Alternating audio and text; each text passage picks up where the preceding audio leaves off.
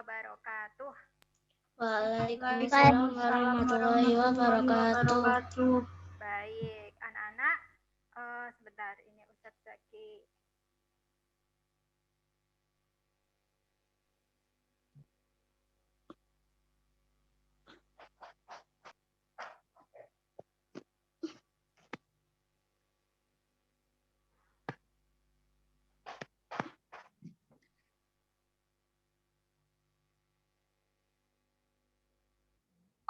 Duduk di belakang.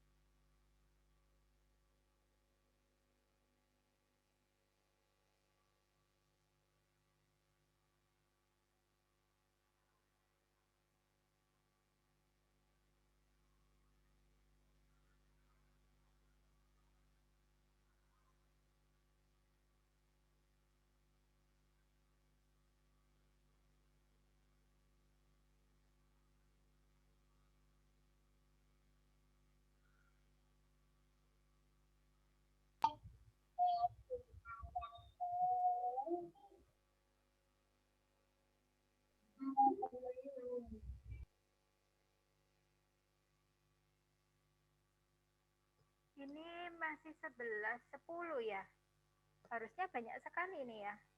Coba Ustadzah hubungi lagi ya.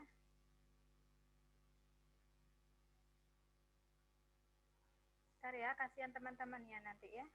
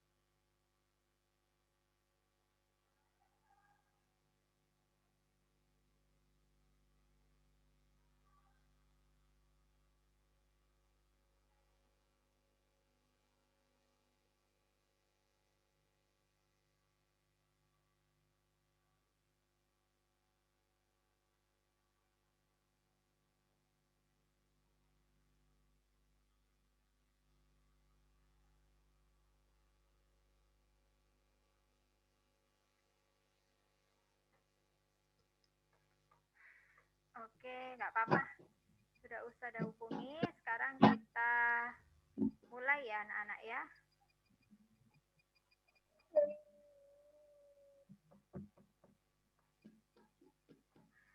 Hari ini kita akan belajar tentang berbagai macam hal ya. Mulai dari adaptasi, ada ekologi, kemudian ada bioteknologi ya. Kita akan belajar banyak hal. Tapi banyak hal itu hanya akan Ustadzah rangkum dalam 11 soal saja gitu ya. Jadi Ustadzah pilih soal-soal yang biasanya muncul di olimpiade-olimpiade yang udah pernah terselenggara begitu ya. Nah, baik. Kita mulai ke soal satu anak-anak.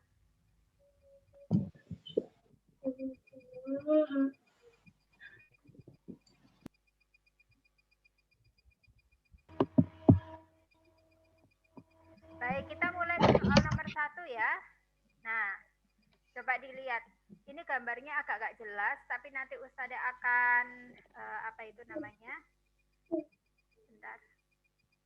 Ustazah akan jelaskan ya. Ntar Ustazah ambilkan soalnya Ustazah tarik.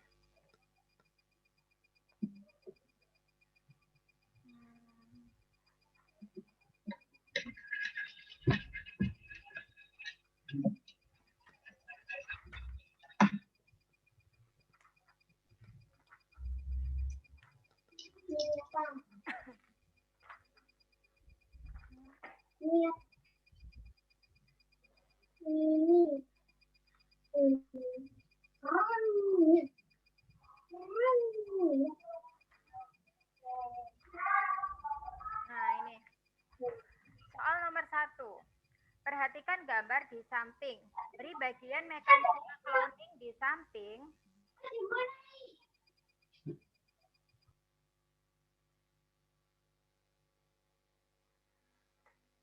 Dari bagian mekanisme cloning di samping, maka sifat keturunan hasil cloning adalah ini ada cloning pada hewan anak-anak ya, pada domba ya. Hewan yang dikloning. Jadi cloning itu bisa terjadi pada manusia, bisa terjadi pada tumbuhan dan pada hewan. Nah, pada soal ini itu cloning pada hewan, contohnya pada domba. Domba di sini ini ada domba yang berwajah hitam atau black face sheep ya, black face sheep. Nah, black face sheep itu domba yang berwajah hitam. Dia diambil sel telurnya ya, diambil sel telurnya, kemudian nukleusnya di sel telur itu kan ada nukleus ya atau inti sel ya. Inti selnya itu diambil anak-anak ya, diambil, kemudian setelah diambil ini difusikan ya, fuse cell and enucleated egg with electricity. Jadi sel telurnya itu difusikan, dibagi menjadi 2 begitu ya.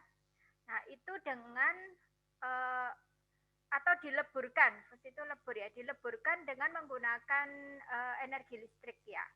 Dileburkan dengan apa? Dileburkan dengan sel dari domba berwajah putih atau white face sheep ya. Jadi domba berwajah hitam dikloningkan dengan domba berwajah putih. Jadi selnya diambil, dimasukkan. Maka terbentuklah satu sel ya, satu sel telur, di mana satu sel telur ini itu sudah terfusi atau sudah dileburkan sifat-sifatnya ya. Maka terbentuklah embrio. Setelah itu embrionya itu diproses implantasi.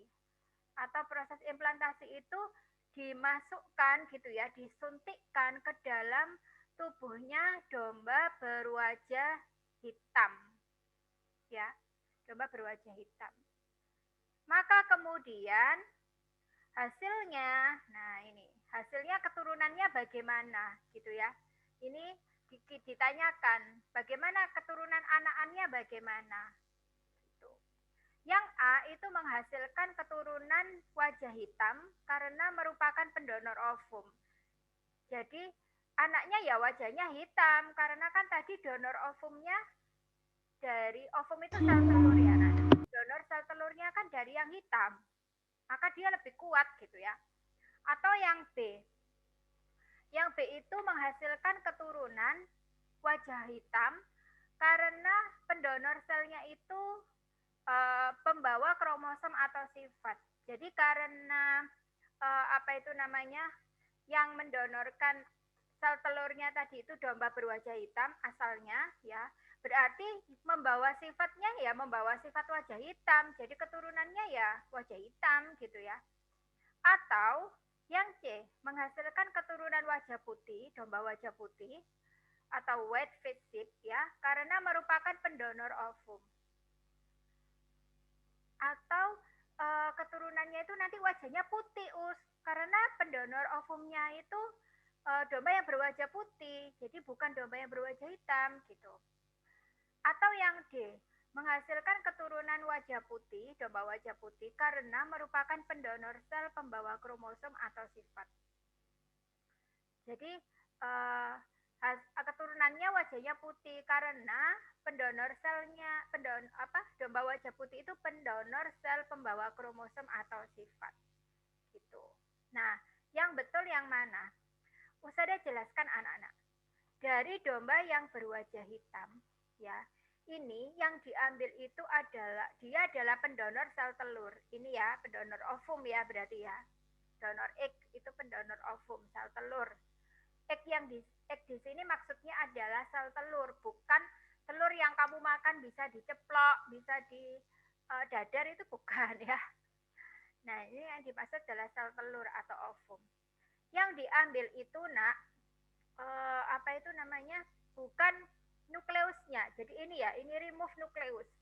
Jadi nukleusnya dibuang. Tinggal apanya? Tinggal plasmanya aja. Jadi plasmanya diambil, lalu nukleusnya itu diambilkan dari domba wajah putih. Ini.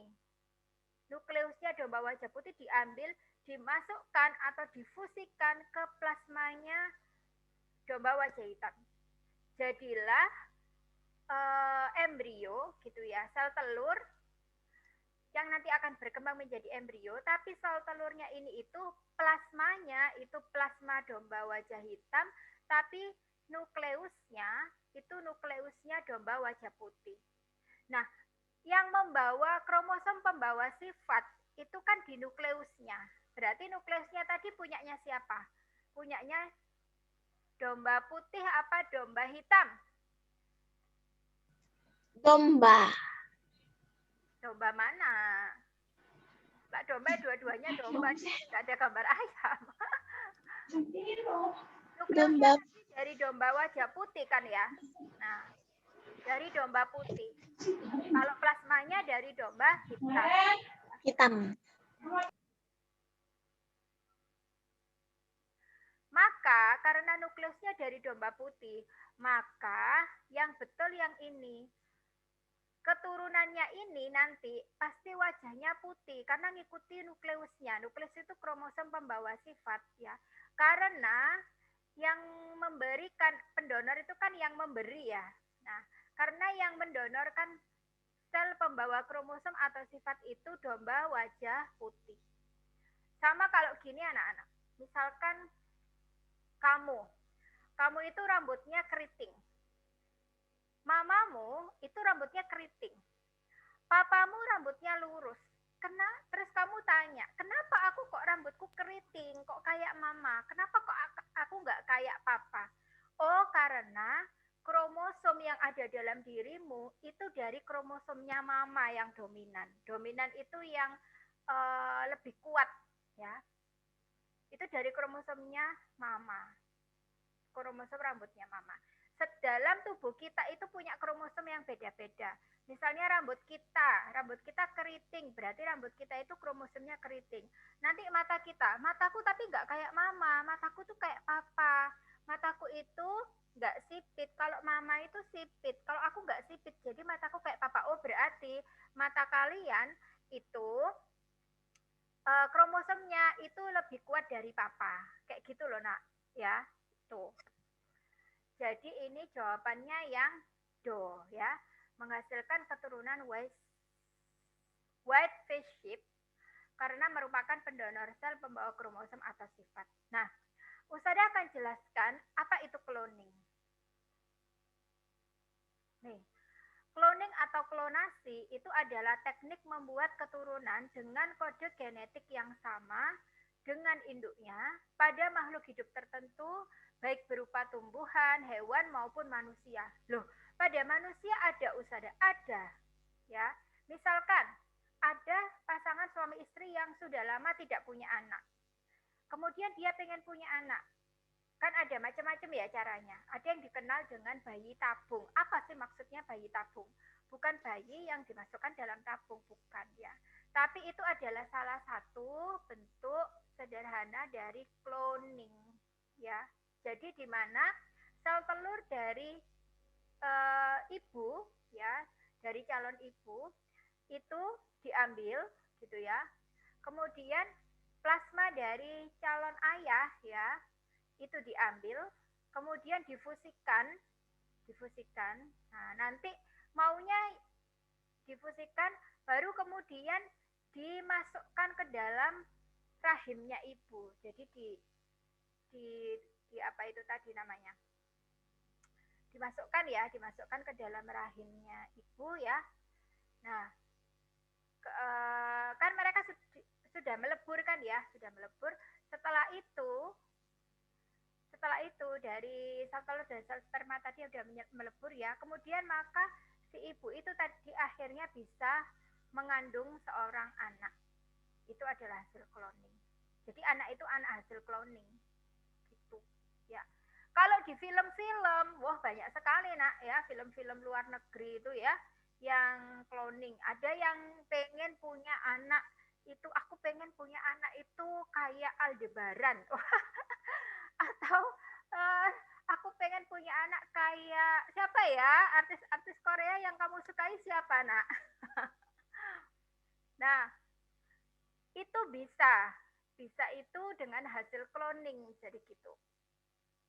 Tetapi dalam agama kita, dalam Islam, itu diajarkan bahwa cloning tumbuhan dan hewan itu diperbolehkan jika untuk perbaikan kehidupan atau jika untuk pemenuhan kehidupan manusia, pemenuhan kebutuhan ya, kebutuhan hidup yang itu benar-benar mengarah ke perbaikan yang lebih baik.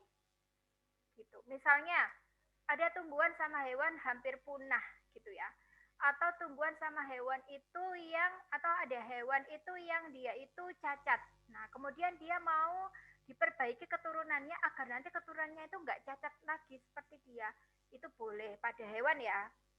Tapi kalau pada manusia itu ada batasan-batasannya anak-anak ya, ada batasan-batasannya, mana yang boleh dan mana yang tidak. Itu kalau dijelaskan Ustazah Tari panjang sekali ya. Di lain sesi. Nah, ciri khas keturunan hasil cloning adalah yang pertama itu sel-selnya cepat berdiferensiasi.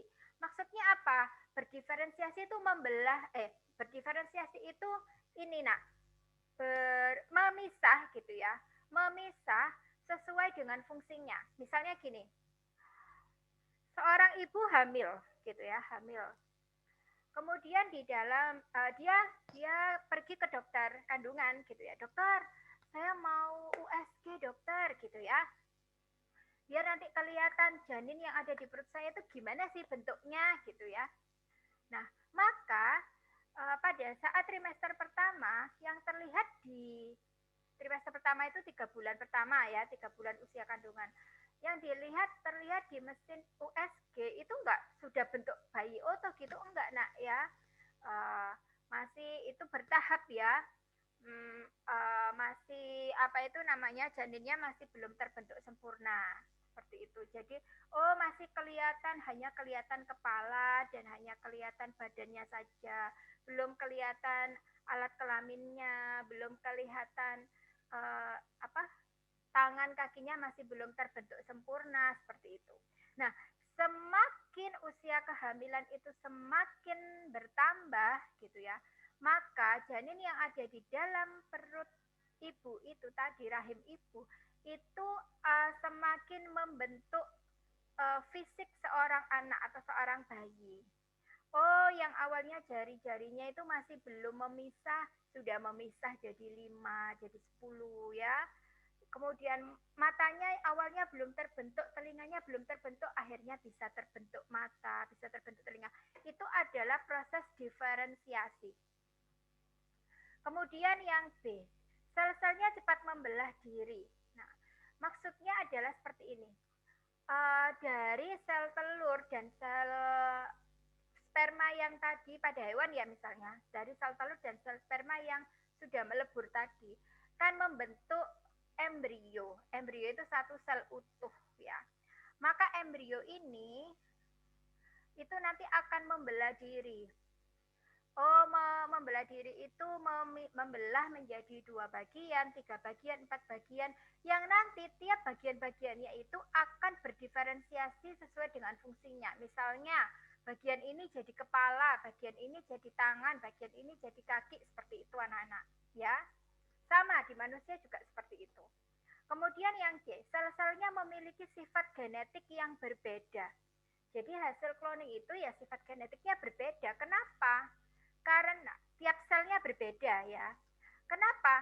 Karena sel-selnya itu kan apa itu namanya peleburan antara dua induk yang berbeda. Seperti kamu, rambutku kayak mama, tapi mataku kayak papa. Lah iya, karena kamu itu hasil dari mama sama papa kan gitu. Uh, Sehingga sifat genetik yang ada di rambutmu akan berbeda dengan sifat genetik yang ada di mata kalian gitu ya. uh, jadi dalam satu tubuh itu sel-selnya itu punya sifat genetik yang berbeda. Lalu yang do, sel-selnya memiliki sifat identik dengan induknya. Meskipun dia secara genetik berbeda, tetapi secara fisik itu identik dengan induknya. Misalnya tadi induknya itu ya, induk itu berarti yang betina ya anak-anak ya, ibu. Misalnya ibu keriting. Aku kok lurus ya, aku kayak papa, tapi pasti ada identik sisi yang identik atau yang hampir sama dengan mama. Misalkan, oh iya kamu itu lurus kayak papa, tapi warnanya itu loh hitam kayak mama. Papa itu warnanya agak-agak pirang misalnya kayak gitu. Nah seperti itu ya. Kemudian ini, cloning pada tanaman dan hewan itu ditujukan untuk memperbaiki kualitas tanaman dan hewan, meningkatkan produktivitasnya, dan mencari obat alami bagi banyak penyakit manusia, terutama penyakit-penyakit kronis, guna menggantikan obat-obatan kimiawi yang dapat menimbulkan efek samping terhadap kesehatan manusia. Jadi cloning yang seperti ini tuh yang diperbolehkan oleh agama kita, oleh Islam, ya. Tidak boleh cloning yang sembarangan. Misalnya gini, aku mau cloning antara sapi yang apa itu namanya kulitnya hitam, kulitnya coklat dengan sapi yang kulitnya putih. Tak cloning tapi tak ambil sel kulitnya gitu ya, karena ingin menciptakan sapi yang kulitnya itu coklat putih gitu, atau yang seperti apa. Tapi kemudian setelah berhasil terus aku pengen bikin lagi sapi yang kayak gini, tapi dia fungsinya untuk kesenangan gitu ya. Akhirnya apa? Kalau sifat-sifat jelek yang dikloningkan pada sapi, maka keturunan sapi hasil cloning itu akan memiliki sifat-sifat yang jelek semua. Misalnya sifat-sifat yang jelek aja tak ambil, tak cloningkan, nanti jadinya sapi kayak gimana? Akhirnya jadinya waktu lahir sapinya menyeramkan gitu ya. Misalkan yang matanya besar, kemudian misalkan yang apa itu namanya punya kelainan di sisi ini bibirnya, mulutnya, atau punya kelainan di sisi pernafasannya, ya, organ pernafasannya, hidungnya misalnya, sehingga hasil cloningnya pada saat lahir itu sapinya kayak monster gitu ya. Boleh apa enggak seperti itu? Tidak boleh ya, tidak boleh. Jadi Islam itu hanya membolehkan. Kalau besok kalian jadi ilmuwan ya anak-anak ya, scientist ya, jadi penemu, peneliti ya, itu ingat bahwa agama kita Islam itu hanya membolehkan untuk sesuatu yang baik ya, tujuannya baik ya. Kenapa? Karena dengan kamu melahirkan sapi yang cacat seperti tadi gitu ya, yang dengan kamu cloning dari sifat-sifat yang buruk-buruk saja ya, maka si sapi itu bagaimana hidupnya? Pasti dia akan tersiksa karena ya kan? Nah, kamu sama saja dengan menyiksa gitu ya. Nah, contoh hasil cloning itu ada banyak anak-anak yang sudah berhasil ya. Ada domba itu diberi nama Dolly. Ada kucing diberi nama Garlic. Ada kuda diberi nama Prometheus. anjing Snoopy dan serigala Snowwolf dan Snowwolfie. Wah, namanya keren-keren ya. Kira-kira kalau kamu punya pet, punya binatang peliharaan di antara ini, mau kamu kasih nama apa gitu ya? Apakah Dolly, Garlic, Prometheus, Snoopy, Snowwolf, atau Snowwolfie? Nah, kita lihat seperti apa. Nah, ini adalah kucing Garlic. Kucing ini tuh hasil cloning anak-anak ya, sehingga kelihatan cantik sekali ya. Imut sekali ya. Jadi sifat-sifat yang baik-baik saja yang diambil ya. Kemudian ini kuda Prometheia. Kuda Prometheia ini juga hasil cloning anak-anak ya. Jadi dia hasil cloning dari kuda yang bentuknya kelihatan seperti apa ini? Seperti kerbau ya, kekar ya. Tapi dia kuda gitu ya. Terus rambutnya, lihat kan rambutnya lembut sekali dan berbeda kan ya. Apanya itu? Bentuknya, model rambutnya kan berbeda dengan kuda-kuda seperti biasanya. Diambil sifat yang baik-baik aja. Lalu ini anjing. Anjing apa tadi namanya? Dolly. Domba Dolly yang ini ya. Nah, cantik ya dombanya ya. Nah, ini domba Dolly ini hasil cloning. Bulunya diambil dari domba jenis apa ya hasilnya. Kemudian ini adalah anjing apa tadi namanya? Anjing Snoopy. Nah, anjing Snoopy ini ya. Ini anjing Snoopy, hasil cloning juga ini nak ya. Jadi nggak ada sebenarnya anjing yang modelnya kayak gini. Tetapi ini hasil cloning manusia ya, hasil pekerjaan manusia ya. Manusia itu bisa mengkloning. Yang tidak bisa dibuat manusia adalah nyawa ya. Hanya Allah yang bisa membuat nyawa ya. Manusia hanya sampai membuat robot saja ya. Kemudian ini serigala Snowwolf dan Snowwolfie ya. Ini kalau Snowwolf jantan ya, kalau Snowwolfie betina. Ini serigala yang ya hasil cloning. Jadi hewan-hewan ini itu hewan hasil cloning. Jadi kalau kamu ke suatu tempat kemudian lihat hewan ini kok cantik banget ya, hewan ini kok pokoknya bagus banget gitu ya, jangan-jangan itu hasil cloning ya. Nah, setelah kita belajar cloning, kita belajar tentang bioteknologi. Cloning itu anak-anak adalah salah satu aplikasi dari perkembangan ilmu pengetahuan dan teknologi yang kita kenal dengan bioteknologi ya. Bentar.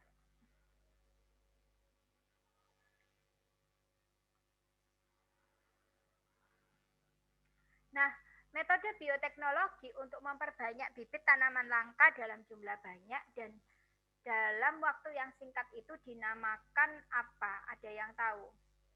Kalau kita mau memperbanyak tanaman, dinamakan apa?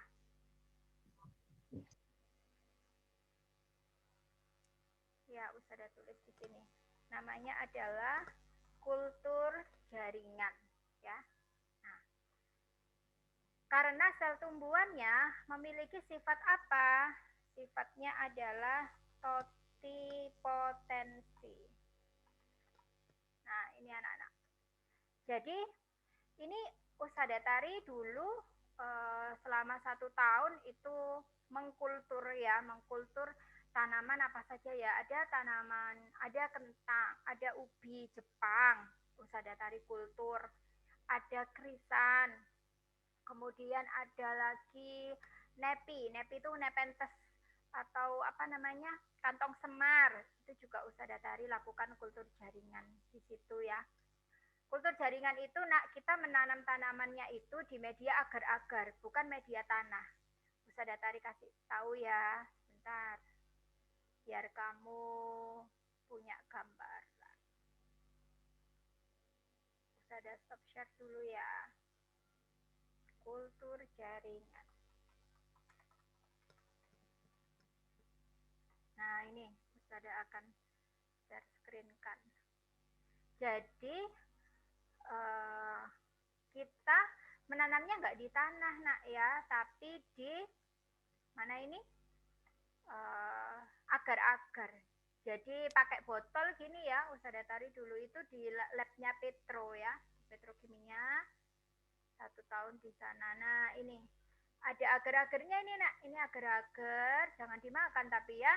Nah agar-agar ini diberi nutrisi, ada hormon ya, ada kalau misalnya tanaman itu tanaman yang berbunga seperti kerisan, seperti nepi ya, nepenthes atau kantong semar, atau kalau di film Upin Upin namanya periuk kara ya. Nah itu karena dia adalah bunga, tanaman berbunga, maka biasanya Ustazah kasih hormon untuk bunga. Hormon auksin ya, hormon antosinin, nah itu ya, sitokinin itu diberikan di sini. Kemudian setelah itu ditanam ya, tunasnya itu di sini ditanam. Anggrek juga bisa nak, anggrek itu bisa. Nah kemudian ditutup botolnya. Ini ruangannya harus steril ya anak-anak ya, harus steril dan harus dingin, suhunya minus. Nah itu nanti bertumbuh seperti ini ya, tumbuh seperti ini. Kalau sudah tumbuh, nah ini anak-anak ya, kalau sudah tumbuh seperti ini, kemudian bisa dipindahkan ya, bisa dipindahkan ke media tanam, biasanya ke arang media tanam yang seperti ini dulu, ke arang sekam dulu. Nanti kalau di arang sekam sudah agak besar, baru dipindahkan ke pot yang berisi tanah. Nah seperti ini anak-anak, sudah tumbuh akar-akarnya itu ya. Tuh. Nah biasanya kultur jaringan itu sekarang sudah bisa agar-agarnya itu diberi pewarna anak-anak. Seperti ini ya, bagus ya. Ada warna ungu, warna biru, warna kuning, lalu diberi pita dan diberi ucapan. Kartu ucapan, misalnya seperti happy birthday atau happy wedding. Nah biasanya digunakan untuk souvenir. Souvenir pernikahan, itu tamu yang datang diberi souvenir seperti ini. Nah terus atau kalau ulang tahun ya, anaknya ulang tahun, teman-temannya datang, itu pulang dikasih souvenir seperti ini, itu bisa. Atau digunakan sebagai kado ulang tahun. Nah itu bisa. Nah ini dijadikan souvenir-souvenir cantik. Ini adalah souvenir dari kultur jaringan ya. Tuh. Kalau kalian ingin mendalami, besok mendalami, aku pengen mendalami kultur jaringan, kalian bisa buat sendiri di rumah, itu bisa. Nah asalkan punya alatnya, punya autoclave. Autoclave itu alat untuk mensterilkan ya. Kemudian punya tempat untuk sterilisasinya itu bisa. Kalian nanti bisa berbisnis juga ya, buka yang seperti ini. Nah berbisnis membuat souvenir kultur jaringan gitu bisa. Ustazah aku mau nyoba ya habis ini. Aku kan punya agar-agar di rumah. Nah agar-agarku putih, nanti mau tak kasih pewarna macem-macem. Terus mau tak tanemin tanaman tunas sedikit-sedikit, mau tak hias kayak gini, boleh silakan. Tetapi karena kalian tidak melalui proses sterilisasi, maka bisa jadi besok akan ada jamur-jamur di sini putih-putih. Nah kalau sudah ada jamur, nanti lama-kelamaan tumbuhanmu akan membusuk gitu ya. Tapi kalau kamu pakai sterilisasi, itu nanti jamur tidak akan ada gitu, sehingga bisa bertahan sampai berbulan-bulan gitu ya, dan bisa bertumbuh semakin besar, bisa gitu.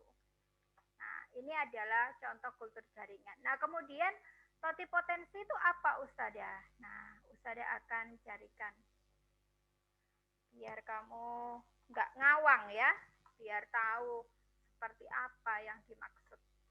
Ini nak, ntar Ustazah akan sharekan ya.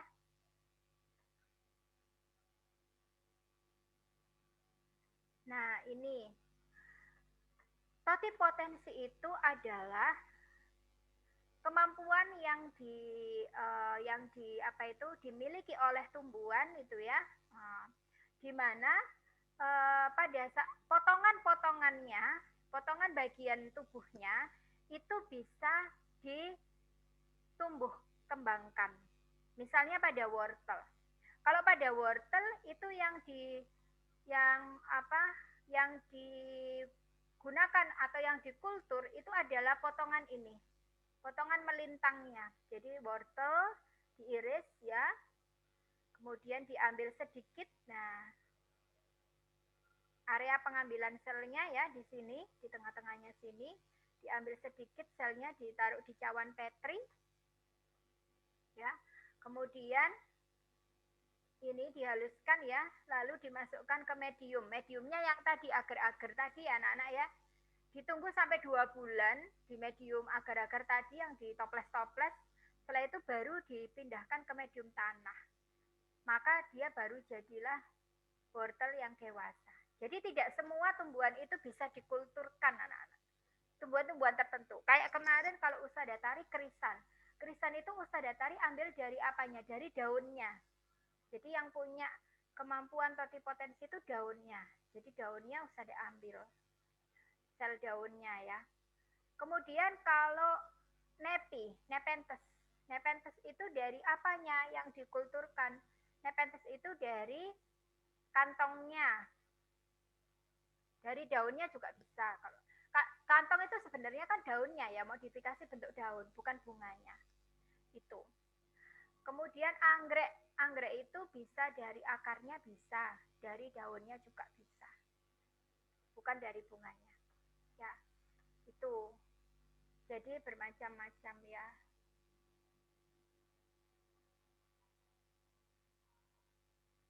Ya, oke. Sekarang Usada lanjutkan.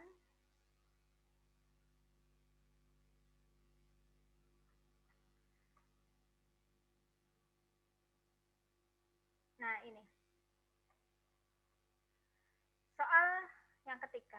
Fenomena alam yang berdampak bagi kehidupan makhluk hidup di bumi dan disebabkan oleh aktivitas manusia sehingga menimbulkan efek rumah kaca yang mengakibatkan terjadinya kondisi yang sangat mengancam kehidupan makhluk di bumi, yaitu terjadinya global warming atau pemanasan global. Terjadinya global warming tentunya ada penyebabnya, diantaranya yang paling besar adalah karena ulah manusia seperti asap industri dan kendaraan bermotor yang mengandung gas.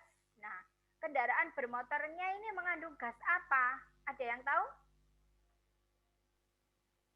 CO. CO. Ya, karbon monoksida atau CO. Ya, betul sekali. Nah, ini juga fenomena alam anak-anak ya. Di solar system atau di sistem tata surya kita ya. Oh, ini nggak support. Ini harusnya bisa ngeplay. Oke, enggak apa-apa. Kita lanjut aja ya. Soal nomor 5. Setiap makhluk hidup akan melakukan termoregulasi untuk menjaga proses metabolisme di dalam tubuhnya. Termoregulasi, termo itu suhu, suhu, termometer, alat pengukur suhu ya. Regulasi itu perputaran. Jadi perputaran suhu ya. Fungsinya untuk menjaga proses metabolisme dalam tubuh. Dalam hal ini, beberapa hewan yang sangat bergantung pada suhu di lingkungan luarnya. Di bawah ini pernyataan yang tepat untuk hewan-hewan tersebut adalah, nah, yang tepat yang mana? Ini. Tergolong hewan ektofag, contohnya amfibi dan reptil. Apakah betul amfibi dan reptilia itu tergolong hewan ektoterm?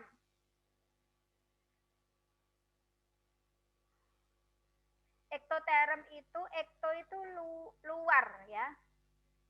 Ekto itu luar, term itu suhu, berarti suhu di lingkungan luar. Berarti hewan ektoterm itu hewan yang suhu tubuhnya itu tergantung dari suhu lingkungan luar tubuhnya. Contohnya amfibi. Amfibi contohnya apa sih nak? Katak ya, katak. Katak itu kalau suhu lingkungan tubuhnya itu dingin, maka dia akan ikut dingin. Kalau suhu lingkungan tubuhnya itu panas, dia ikut panas.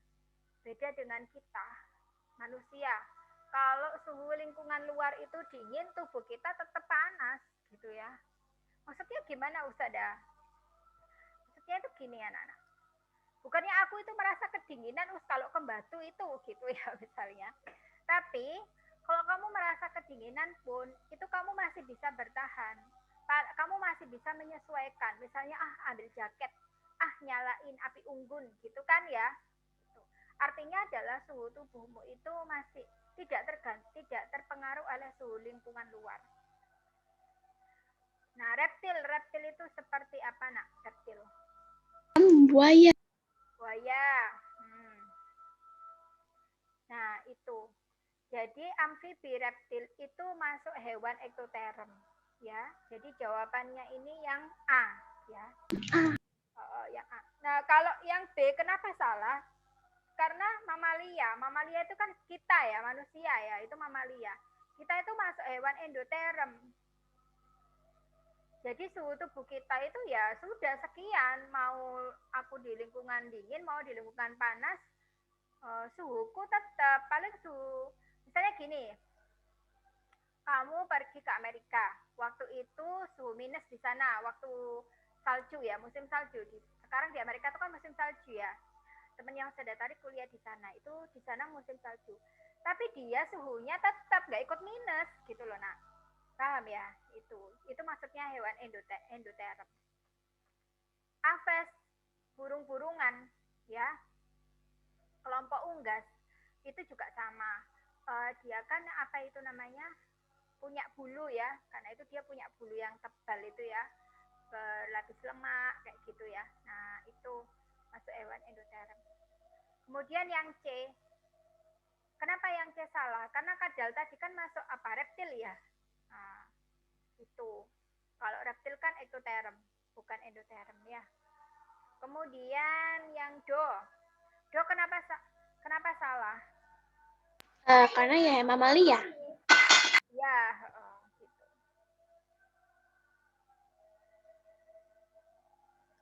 Oke ya. Soal nomor 6. Perhatikan gambar berikut. Anak-anak, ini ada gambar piramida makanan ya. Ini tingkat tropik 1, tingkat tropik 2, tropik 3, dan tropik 4. Ada produsen di sini ya, tumbuhan hijau itu ada di yang paling bawah, produsen. Kemudian konsumen 1, ini adalah hewan-hewan herbivora ya, karena pemakan produsen, pemakan tumbuhan hijau. Kemudian konsumen 2 ini adalah hewan-hewan karnivora ya, kemudian konsumen puncak. Nah, apabila terdapat penurunan jumlah tumbuhan sebagai produsen, jadi kalau produsennya ini menurun, maka yang akan terjadi pada makhluk hidup heterotrof. Makhluk hidup heterotrof itu makhluk hidup yang seperti apa sih? Ada 2 jenis makhluk hidup. Ada autotrof dan ada heterotrof. Ya, autotrof itu au itu otomatis, automatik itu otomatis. Berarti dia itu bisa menghasilkan makanan sendiri otomatis, tidak tergantung dengan yang lainnya. Heterotrof nggak bisa. Autotrof. Nah, kalau heterotrof dia itu organisme heterotrof, dia itu tergantung gitu ya, tergantung pada yang lainnya. Organisme autotrof itu contohnya tumbuhan hijau. Dia kan bisa fotosintesis, bisa masak makanan sendiri, ya. Jadi dia tidak bergantung pada yang lain. Nah, kalau produsennya ini semakin menurun, maka makhluk hidup heterotrof bagaimana? Makhluk hidup heterotrof itu kan yang konsumen 1, konsumen 2, dan konsumen puncak ini kan, ya kan? Katakanlah konsumen 1. Kita mulai dari konsumen 1. Karena dia nggak bisa masak sendiri, dia bergantung makanannya pada organisme lain. Maka kalau produsen itu turun, bagaimana konsumen 1? Bertambah apa turun?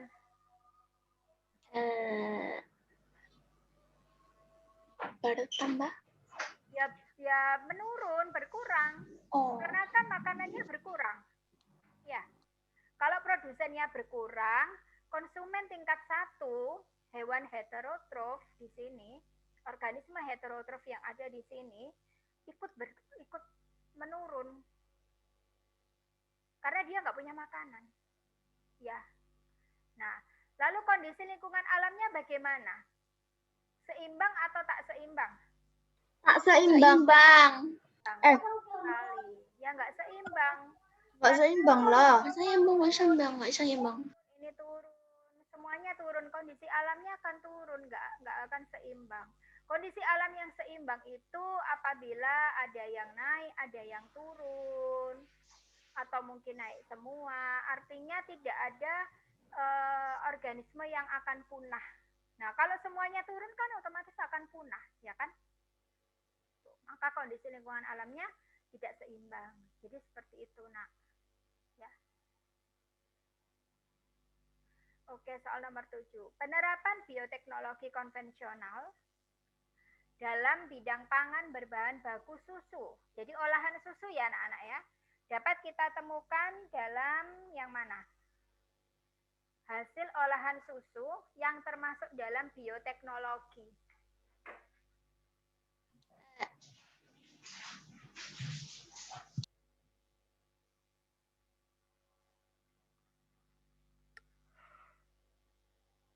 Masuk yang mana? Oke, yogurt. Yogurt, keju. Teknologi enggak?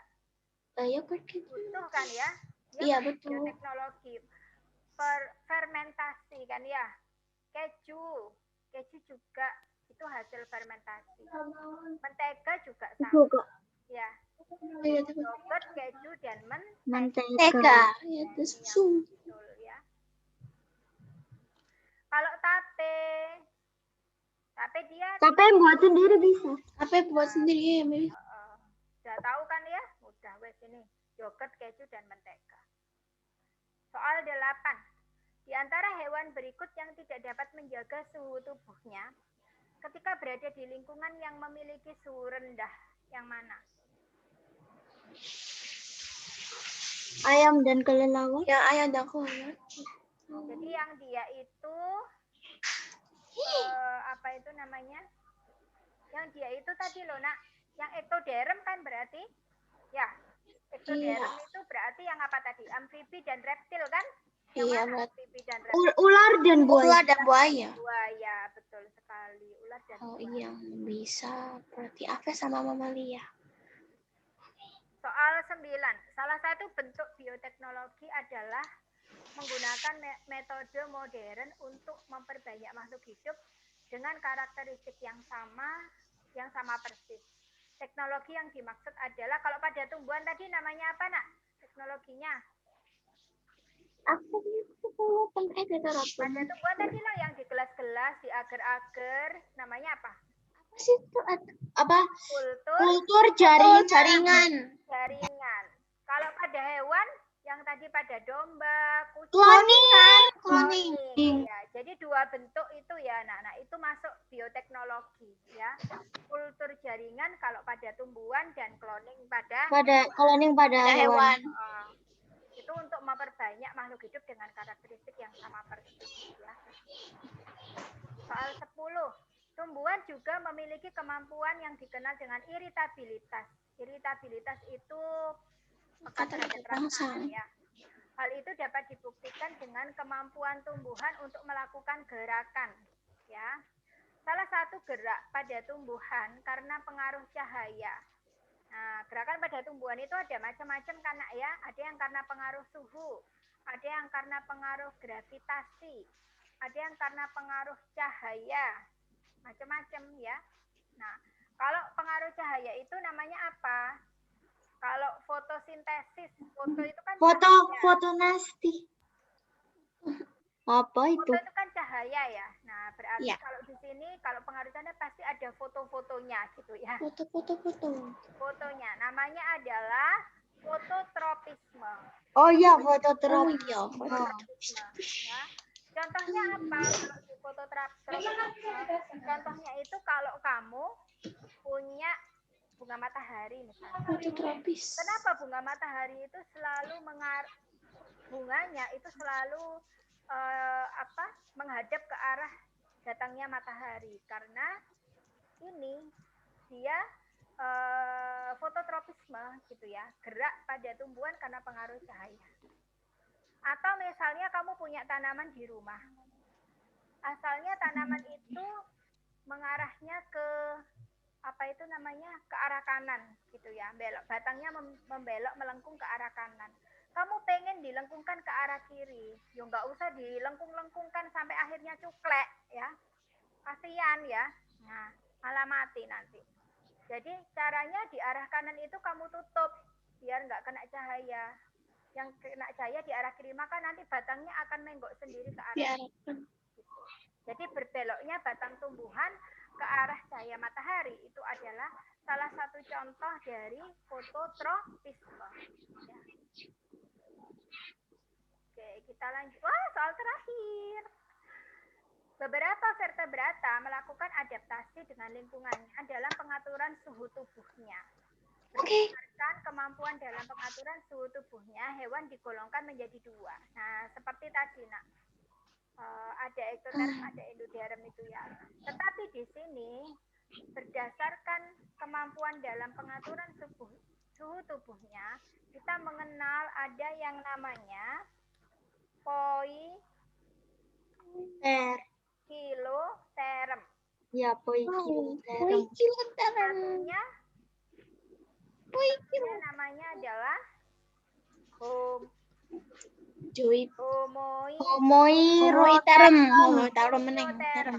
Bukan benar terem. Ada poikiloterm, ada homoioterm ya. Kalau poikiloterm itu hewan yang berdarah dingin. Hewan yang berdarah dingin. Kalau homoioterm hewan berdarah panas. Anget panas gak ngerti. Anget panas. Ya. Nah, kalau hewan yang berdarah dingin itu contohnya pada Pisces, pada amfibi, dan pada reptil. Nah, Pisces ikan-ikanan ya, amfibi di dua alam, kata. Kemudian reptil. Buaya. Kemudian kalau homoioterm yang berdarah panas itu contohnya pada Aves sama Mamalia. Manusia juga. Ya. Iya. Manusia masuk di mamalia ini. Iya. Itu ya. Baik, sudah selesai ya. Nah, 11 soal. Waktu kita juga tinggal 1 menit ya. Nah, baik anak-anak. Itu tadi apa yang sudah Ustazah jelaskan. Ustazah ucapkan terima kasih karena kalian sudah menyimak dengan baik, begitu ya. Dan Ustazah ingatkan bahwa anak saat kita belajar ilmu pengetahuan, maka niatkan belajar kita itu untuk mensyukuri nikmat Allah. Seperti tadi, oh aku tahu ternyata cloning itu seperti ini. Oh aku tahu ternyata kultur jaringan itu seperti ini. Nah, itu kita kembalikan kepada Allah ya. Ucapkan terima kasih, ya Allah terima kasih. Ternyata Engkau itu begitu sempurna ya. Tuhan yang begitu bisa menciptakan segala sesuatu yang tidak ada dalam pikiran manusia ya, yang segala sesuatu yang begitu sempurna ya, sehingga manusia itu sepintar-pintarnya manusia, sepandai-pandainya seorang ilmuwan itu belum bisa mengalahi gitu ya, atau memenangkan ya pertandingan jika dia dihadapkan pada Tuhannya gitu ya. Jadi anak-anak kalau kalian besok menjadi ilmuwan, menjadi saintis ya, saat kalian menemukan sesuatu, maka kembalikan lagi penemuan kalian itu pada rasa syukur kalian pada Allah. Jangan sampai penemuan itu justru membuat kalian justru tidak mensyukuri atau bahkan ingkar dari Tuhan ya. Ada anak-anak ya penemu yang di luar negeri itu ya, dia akhirnya jadi ateis karena dia merasa bahwa dia sudah bisa menciptakan sesuatu, maka dia tidak perlu lagi Tuhan. Akhirnya dia tidak percaya dengan Tuhan, akhirnya dia keluar dari agamanya, dia jadi manusia yang tidak beragama, dia jadi ateis. Nah, jangan sampai kita menjadi orang-orang yang merugi seperti itu ya anak-anak ya. Nah, baik, semoga hari ini pembelajaran kita mendapatkan ridho dari Allah dan bisa memperkaya ilmu pengetahuan kalian ya, khususnya bisa mempermudah kalian dalam nanti menghadapi olimpiade. Terima kasih anak-anak. Ustazah akhiri. Assalamualaikum warahmatullahi wabarakatuh. Waalaikumsalam Waalaikumsalam warahmatullahi wabarakatuh.